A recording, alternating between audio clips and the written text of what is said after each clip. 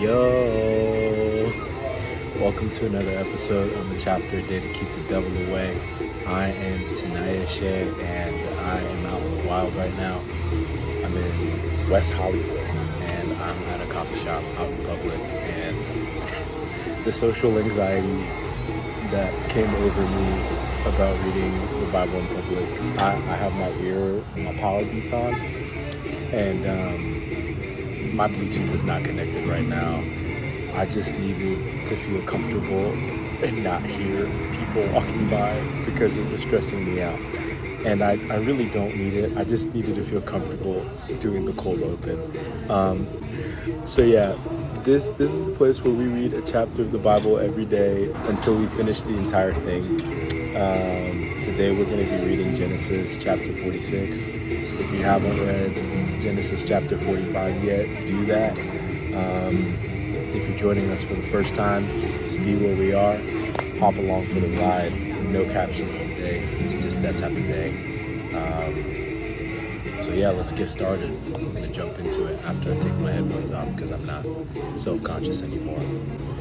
Jacob's journey to Egypt. So Jacob set out for Egypt with all his possessions, and he came to Beersheba. He offered sacrifices to the God of his father Isaac. During the night, God spoke to him in a vision. "Jacob, Jacob," he called. "Here I am," Jacob replied. "I am God, the God of your father," the voice said. "Do not be afraid to go down to Egypt, for there I will make your family into a great nation.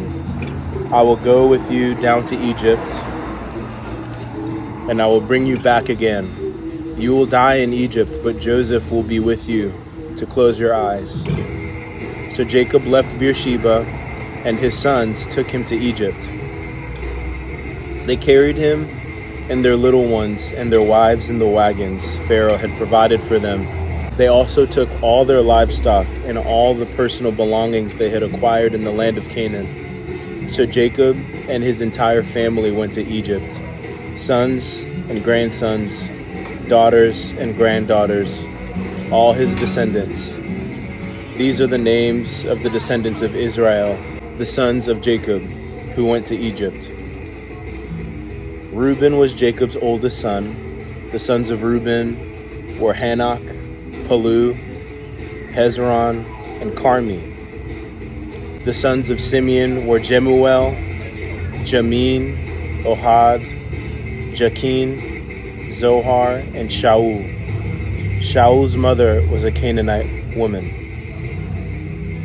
The sons of Levi were Gershon, Kohath, and Merari. The sons of Judah were Er, Onan, Shelah, Perez, and Zerah. Though Er and Onan had died in the land of Canaan. The sons of Perez were Hezron and Hamul. The sons of Issachar were Tola, Pua, Jashub, and Shimron. The sons of Zebulun were Sered, Elon, and Jaleel.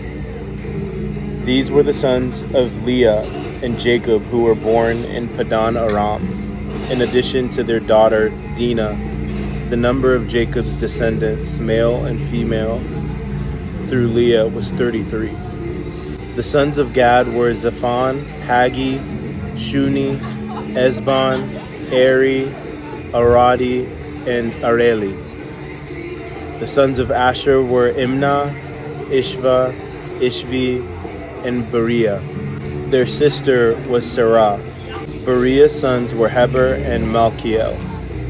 These were the sons of Zilpah, the servant given to Leah by her father, Laban. The number of Jacob's descendants through Zilpah was 16. The sons of Jacob's wife Rachel were Joseph and Benjamin.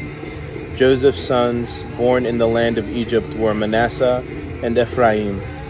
Their mother was Asenath, daughter of Potipharah, the priest of On.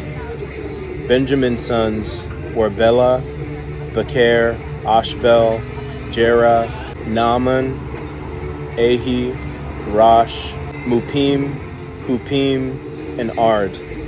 These were the sons of Rachel and Jacob. The number of Jacob's descendants through Rachel was 14. The sons of Dan were Hushim. The sons of Naphtali were Jaziel, Juni, Jezer, and Shilem. These were the sons of Bilhah, the servant given to Rachel by her father Laban. The number of Jacob's descendants through Bilhah was 7. The total number of Jacob's direct descendants who went with him to Egypt, not counting his sons' wives, was 66. In addition, Joseph had 2 sons who were born in Egypt, so altogether there were 70 members of Jacob's family in the land of Egypt. Jacob's family arrives in Goshen. As they neared their destination, Jacob sent Judah ahead to meet Joseph and get directions to the region of Goshen. And when they finally arrived there, Joseph prepared his chariot and traveled to Goshen to meet his father Jacob. When Joseph arrived, he embraced his father and wept, holding him for a long time. Finally, Jacob said to Joseph, "Now I am ready to die, since I have seen your face again and know you are still alive." And Joseph said to his brothers and to his father's entire family, "I will go to Pharaoh and tell him, 'My brothers and my father's entire family have come to me from the land of Canaan. These men are shepherds, and they raise livestock. They have brought with them their flocks and herds and everything they own.'" Then he said, "When Pharaoh calls for you and asks you about your occupation, you must tell him, 'We, your servants, have raised livestock all our lives, as our ancestors have always done.' When you tell him this, he will let you live here in the region of Goshen, for the Egyptians despise shepherds." Takeaways are lots of kids, and I would give a lot to be a fly on the wall and see Jacob and Joseph reunite. 2 people who probably were very sure that they would never live to see each other again. And that's just really beautiful.